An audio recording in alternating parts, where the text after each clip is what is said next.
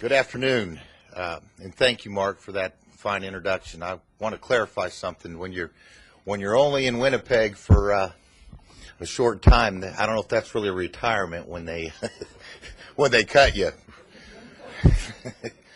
But I appreciate that introduction. And before I begin, I want to introduce. I've got a couple of our players that are here with us today. DJ Shockley from the University of Georgia.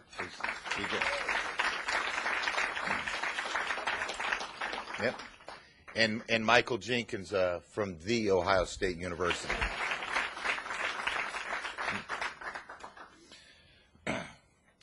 But before I start talking to you guys about the 2008 Falcon football team, which I'm really excited about talking to you folks tonight or this afternoon, I'd like to thank the officers of the Atlanta Press Club for allowing me to come here today. I know I'm not Barbara Walters. I understand she's going to be here in May. I'd like to hear her talk. I bet she's going to be good.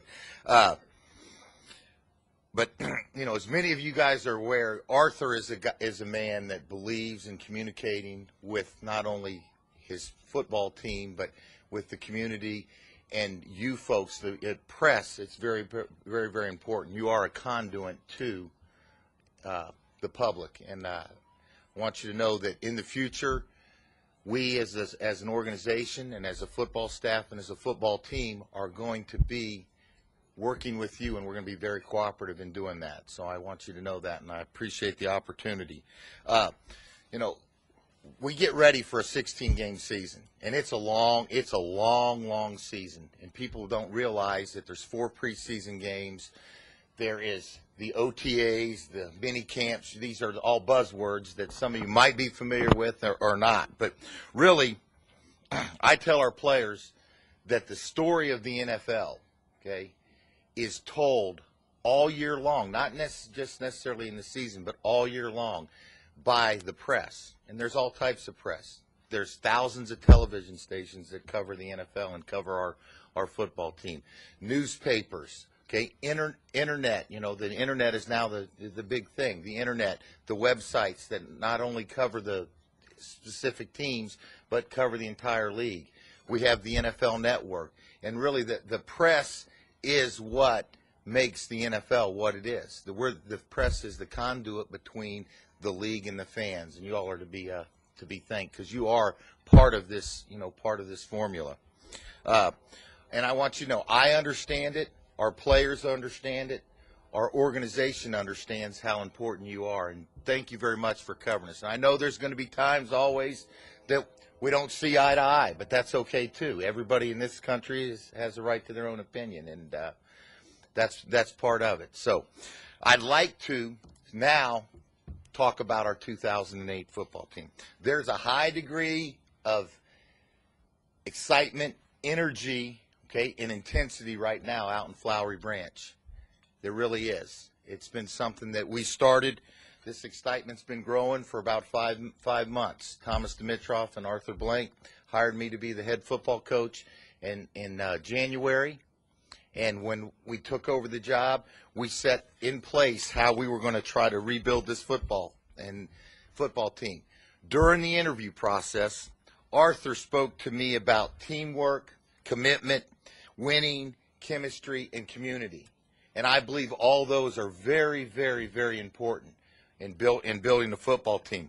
We all agreed that we need to put together a football team that's not only talented on the football field, but also is something that the city of Atlanta and the state of Georgia is going to be proud of off the field. And I can assure you, we have done that. The guys that we've added to our football team at this point in time are not only great football players, but they're great people as well.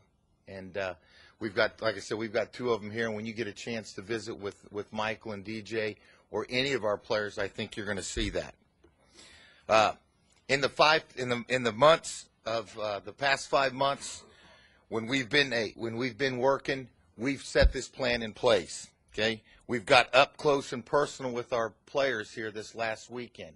And when I'm talking about up close and personal, we got an opportunity to go through our mini camp, in which we had five practices. We had the 11 new draft picks that we added, plus our 7 free agents. So we had a full complement of our 2008 football team out there.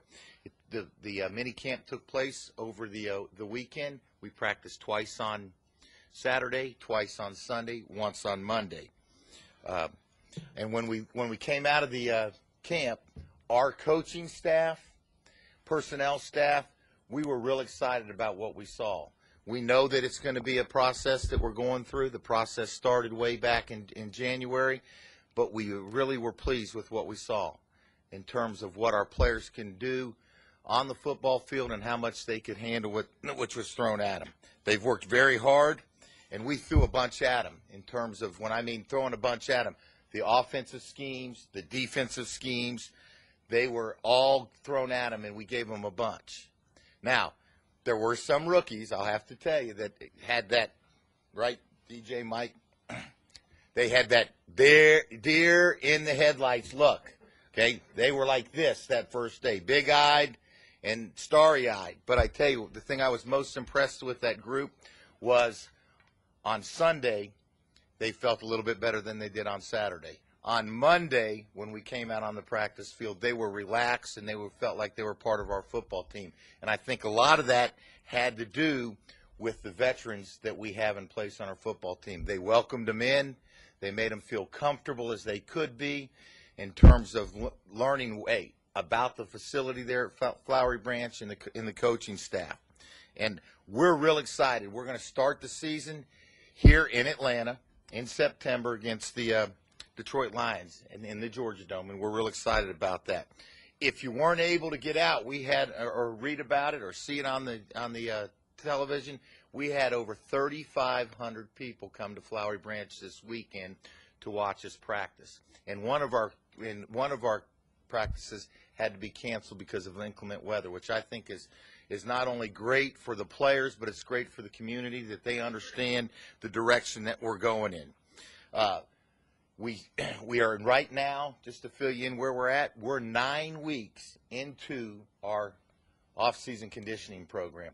These guys that are sitting here at the table, they'll be able to tell you we've been working extremely hard. They've been in the weight room. They've been out on the field doing agility drills. And I am real excited, and our staff is real excited about where we are right now. Okay? But here's some facts when we start talking about the off-season program.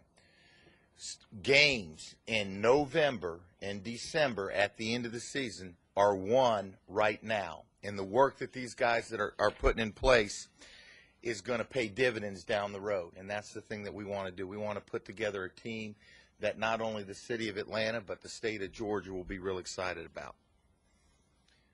Our staff, okay, our coaching staff brings a total of 146 years of NFL experience.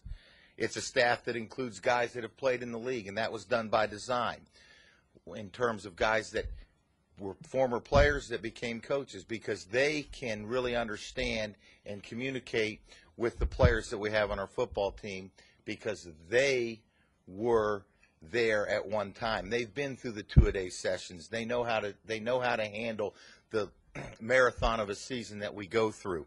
So it was all done by design. We've also added some very outstanding college coaches that know how to communicate with young guys. We've got guys on our staff that have spent 33, 22, 16 years in this league. And I think when you have a staff like that, you've got a staff that's going to be able to communicate with the players and help the players become better players. Excuse me. Our coaches right now, what we're doing, they're back in Flowery Branch working on their game plans. And I want you to know, but before we even talk about X's and O's, our plan is real simple. And I said this from day one when I was hired, and when I spoke with Thomas and I spoke with Arthur. The thing that we got to do is we got to change the culture of the building, of our football team, of our locker room. And I think we've done that. And I think what you have to do is when you change the culture, you change the behavior. And when you change the behavior, you change the habits of the football team or the organization. And that's one thing, as the head football coach, that I felt like that we needed to do. And I think we've done a very good job of that. Our guys now understand how we're going to do things and how we're going to operate. On the field, our plan is simple as well. You can see I'm pretty much a simple person. We're going to be a physical football team. And what I mean by being a physical football team is we're going to run the football. And we're going to make sure that people have to stop the run. When we run the football, you have to control the clock. Okay? And when you can control the clock, you basically control the game, because possession of the football, believe it or not, it's a simple game, is 9/10 of the game. If you control that ball, you control the football game. On defense, we want to be able to stop the run. And if you can stop the run, then you force your opponents to be one-dimensional. Now all they're going to do is throw the football.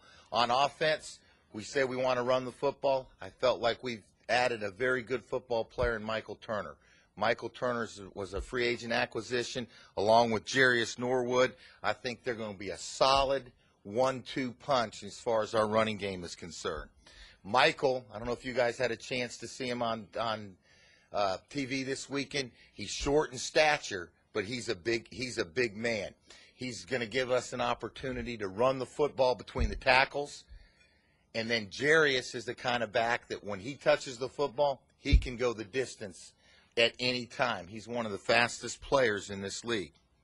With that duo of Michael and Jarius, we feel like we've got our version of thunder and lightning. They're going to be a great 1-2 punch. Now I know what you guys are thinking. You guys that are football people, you're saying, okay, he's a defensive coach. He wants to run the football. He's not going to pass the football. It's going to be 3 yards, or as Mike Malarkey likes to say, we're going to be 8 yards and a cloud of dust, or 8 yards and a cloud of what is that stuff there that we play on? That artificial turf. Yeah. But let me say this for the record, okay? I believe that an offense has to be able to pick up yards in large chunks. And the way that you do that in the NFL, when I mean large chunks, is a bunch of yardage. The way you do that is you do that by throwing the football. And I believe this. If you can run the football, okay, and you run it effectively, you now force defenses to commit to stopping the run. And when they commit to stopping the run, you're now going to have an opportunity to throw the ball over their head, right, DJ? They get an 8-man front. You know what? One-on-one coverage out there on Michael Jenkins, and now you get an opportunity to throw the football. So, with that being said, I'm going on record, okay? This is on record. We are going to throw the football, okay? And we're going to throw it down the field, and we're going to try to score a lot of points. With I think last year our wide receiver core with Michael Jenkins and Roddy White, they had a breakout season last year.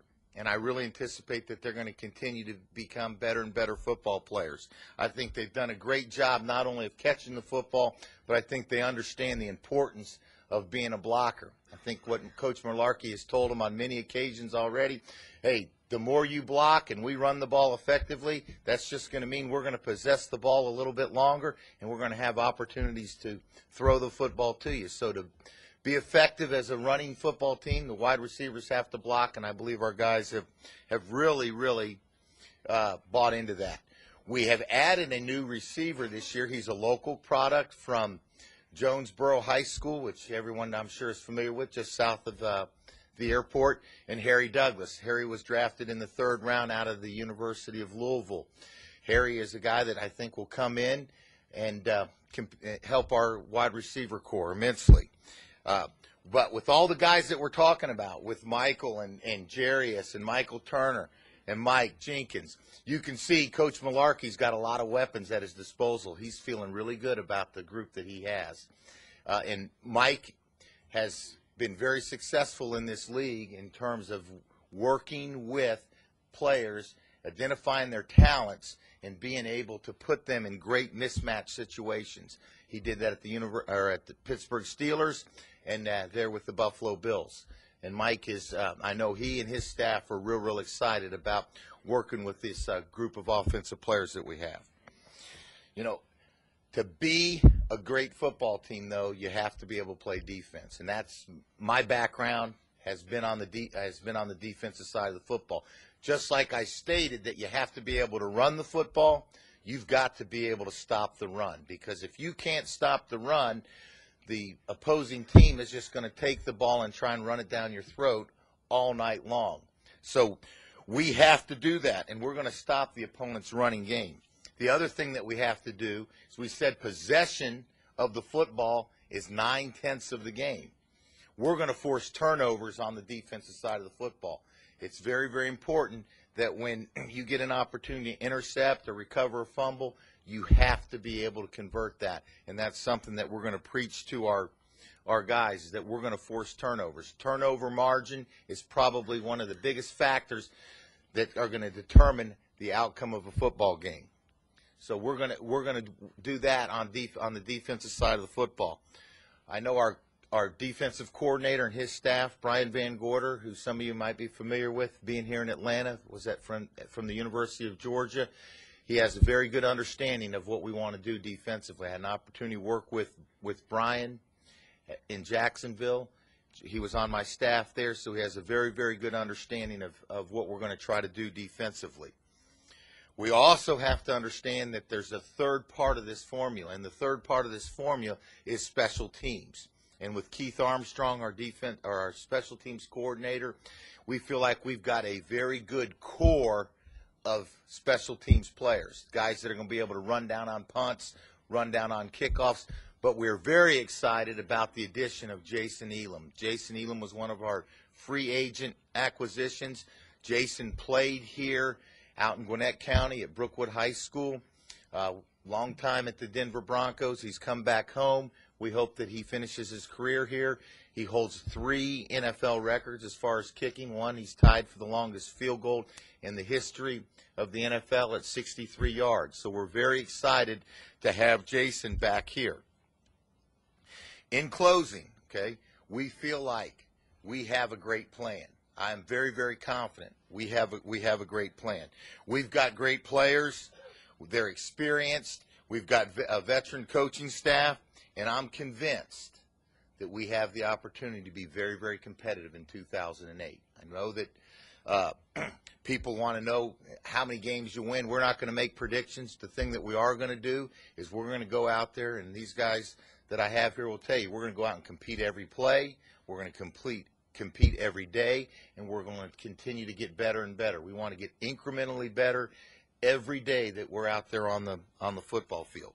But really, we need help in terms of fan support. It's important for us that we get fan support out there. I know it's been a difficult time for the city of Atlanta, the Atlanta Falcon organization, the players, the last few years. That is all in the past. Okay? This is 2008. What happened in 2007, 2006 has no bearing on where we're going in the direction of this, the direction of this football team. I know that we want to fill that dome. Mr. Blank, when he first bought the team, that was one of his big emphasis. He talked to the players, and the players told him the thing that they could do is, hey, we need to fill the dome so we can be playing in front of a full house. And I know that the people on the marketing side did everything they could in their power, and I know Mr. Blank did some things to make it affordable for people to come watch the games. I think he's going to do that again. From what I understand, there's tickets starting at $250 for season tickets, so that's very, very, very affordable. But what we need to do is we've got to make sure that we're going to have a good product on the football field, and we're going to do that. We've got people in our organization and football players that aren't only outstanding players, but they're great people. And I hope that you'll get an opportunity to interact with them throughout the year, because I think you're going to find we've got quality players. And I want you to know I am excited. I think you can tell I'm excited. The best thing about May was that we had mini camp, okay? And there's only a couple things better than football in May, and that's football in September, and the best thing is football in January or February. That's the day. I can assure you that's the best thing going. But I look forward to it, and I really appreciate the opportunity to come out and talk with you, and I guess we'll open up for questions. I hope you guys have some some questions for him. But thank you very much, and go Falcons.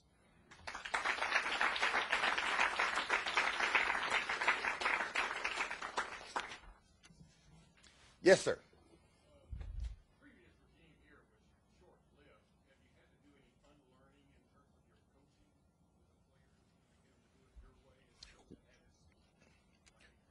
Well, anytime you come in as a new staff, I think the thing that you have to do is you have to educate and your players in terms of how we're going to do things. I don't know that it's always unlearning when there's a change, but our guys from day one, we've kind of laid it out, and I'm someone that believes in accountability.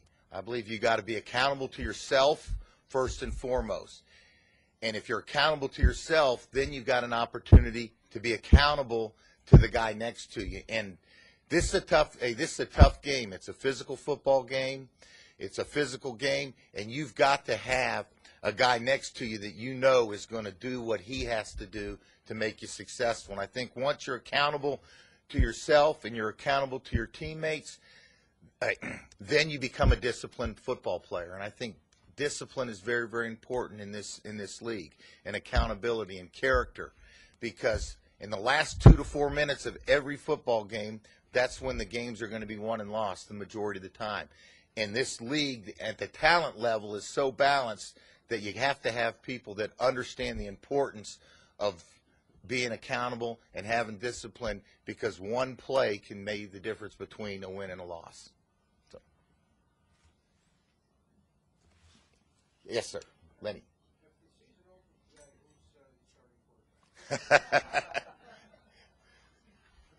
This is a guy that's asked a bunch of questions of coaches, I'm sure. If the season opened today, which we're a long way from starting our season, Chris Redmond would be our starting quarterback if the season opened today. But there's a lot of water to go under the bridge between now and then. And that's true for all positions, Lenny. It's going to be a very competitive situation in terms of putting our football team together. This is a team. In my 10 years in the league, I've never been in a situation where there were so many positions unsettled. I think we've got a good group of quarterbacks. I think we've got a good group at every position. DJ was playing very, very well in the preseason last year. Unfortunately had a knee injury, so we're excited to see what he can do. Joey played well. Matt is a new member of our football team. So we're going to let those guys go out and compete, and the best guys are going to play. Yes. I'd like to get one of the players' take on the new administration. They can talk about things that changed since January, since your hiring, and yeah, Michael. DJ, Mike.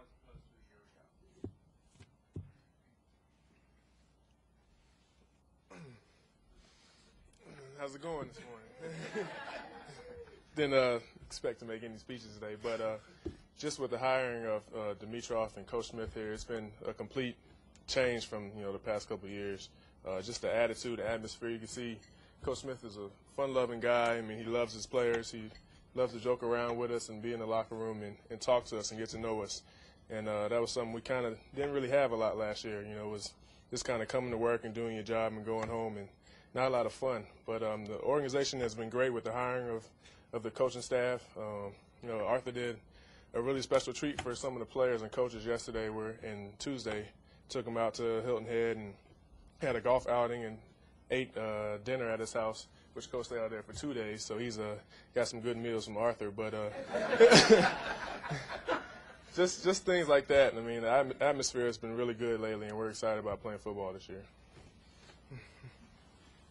Hello. I think just to piggyback on what Michael said, the atmosphere has been great. I think just from last year to this year, you can tell the difference in the locker room and the guys. The guys a little bit more upbeat. I remember when Coach Smith's first team meeting we had, he said, hey, we're going to have fun, but at the same time we're going to handle our business. And like Michael said, last year that was a totally different thing. It was more of just everything was so uptight and serious. And, even now you go on the field, you see guys out there laughing. You see, coaches, making jokes and having fun. And, everybody just totally different than I think it was last year. I think it's definitely going to help our team coming into this year just to the relaxation of, just being able to go out and play and, have fun. So it's definitely going to be a new atmosphere, but I think a better atmosphere. Thank you, guys. I appreciate those comments very much. We're a group of guys, our coaching staff and the players that I want to be around. I want guys to have fun. You've got to have fun. I hope you guys have fun at your jobs, because when you have fun at your jobs, it makes for such a better day. But I do want to say this: when that first meeting, I did say we're going to have fun, but we're going to go out and we're going to work hard. We're going to go out and really, really work hard. And we're going to be accountable to one another, and we want to be able to, because this league is such that you've got to be able to turn it on and turn it off. I want our guys to be trained so that they understand. Yeah, we can be having fun, but bam, now let's go to work. Let's laser in. We got a task at hand. Let's make sure that we can see what we've got to get done. But we don't have to be that way all the time. That's the thing. You don't have to be that way. But when it's time to work, we're going to work. When it's time to have fun, we're going to have some fun, because you got to be communicative and you got to have some interaction with your players. Yes. Hi. I'm sure you want to go to the Super Bowl, but given all the transition and turmoil that existed with the team last year, you personally, how would you define 2008 being a successful season for you? What are kind of your minimum goals in terms of what you would like to have accomplished by the end of the year? I'm not one to make predictions and put wins and losses out there in terms of what we're going to do. The thing that I want our football team to do, and they understand what we want to get done, is we want to go out and play hard and compete every Sunday. There's 16 opportunities in this league for you to go out and show what you're all about in the regular season. And if you play well enough in those 16 opportunities, you get an opportunity to keep playing. And when you get an opportunity to keep playing, it's real good. I can assure you that. I've been there and done that. It is fun to keep playing. But the thing that we want to make sure is that we're going to be a team that plays hard, and we're going to go compete. And we're going to let that hard work that we put on the field go out there and compete, because this league is very, very close from 1 to 32. I really believe that. Yes, sir.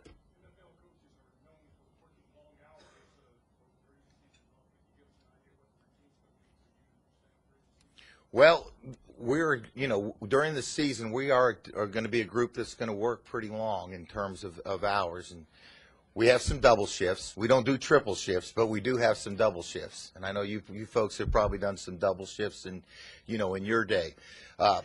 Typically, for the coaching staff, after the ball game on Sunday, we'll just start, because that's the epicenter of our world in the fall is.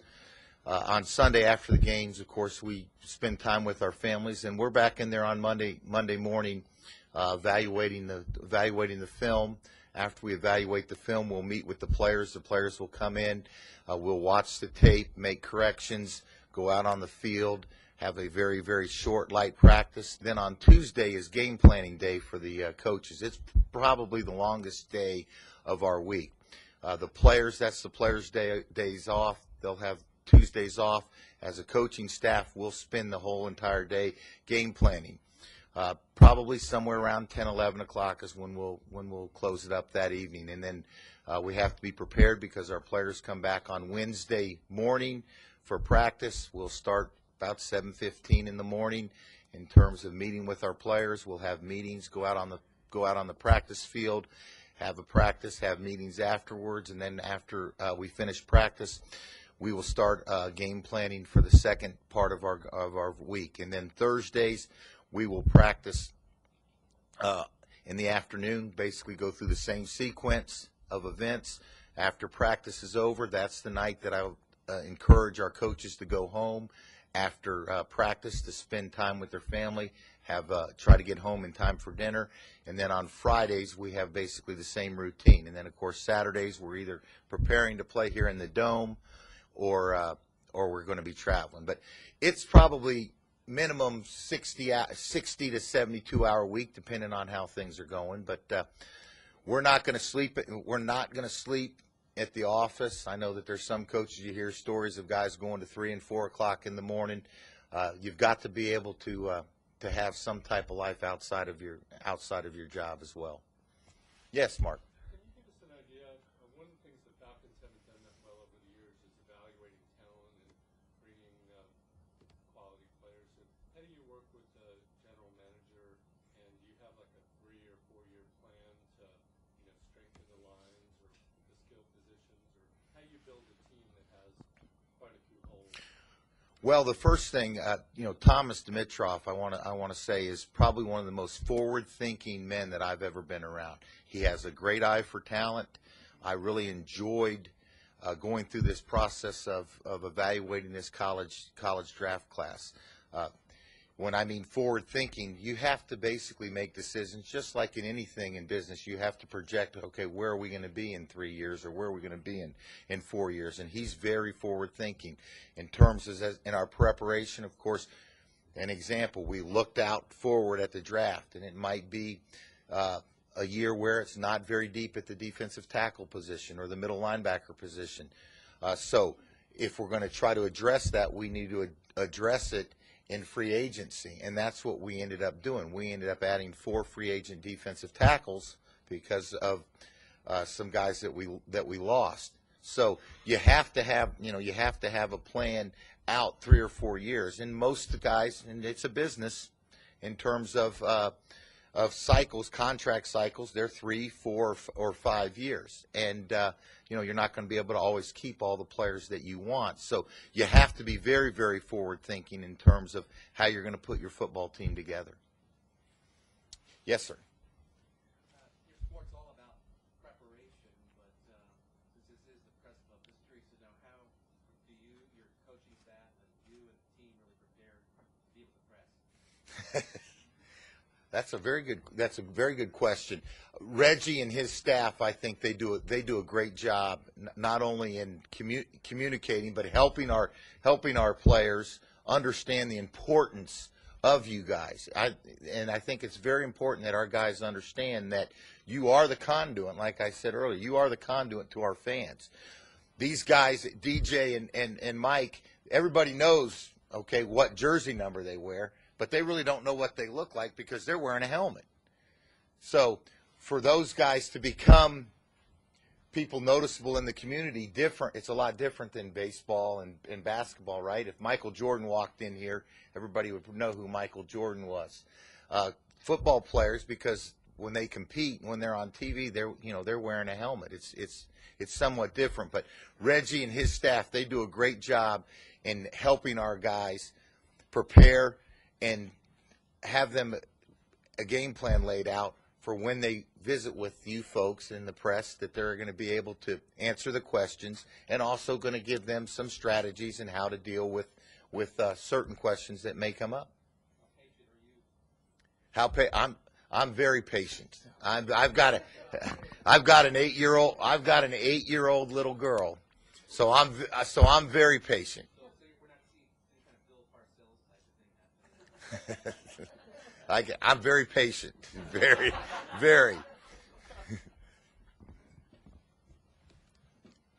Yes. Given the crowded field at quarterback and the emphasis on the running game, any thought to giving DJ a shot at playing running back? Well, I think DJ is going to do a great job in competing at the quarterback position. I think he's very talented. He has a lot of redeeming qualities that we are looking for, not only as a quarterback physically, but mentally as well. I think he's got great leadership skills. He's got a great command of the huddle, and I think it's important that your quarterback is someone that when he comes into the locker room, everybody knows that guy is the guy that's going to be calling the plays in the huddle, and he needs to be a guy that has great football intelligence, and I know DJ has that as well. So to answer it, no, we probably wouldn't looking at moving him in terms of position.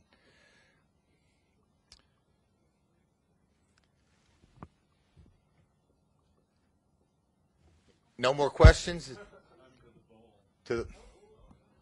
Okay.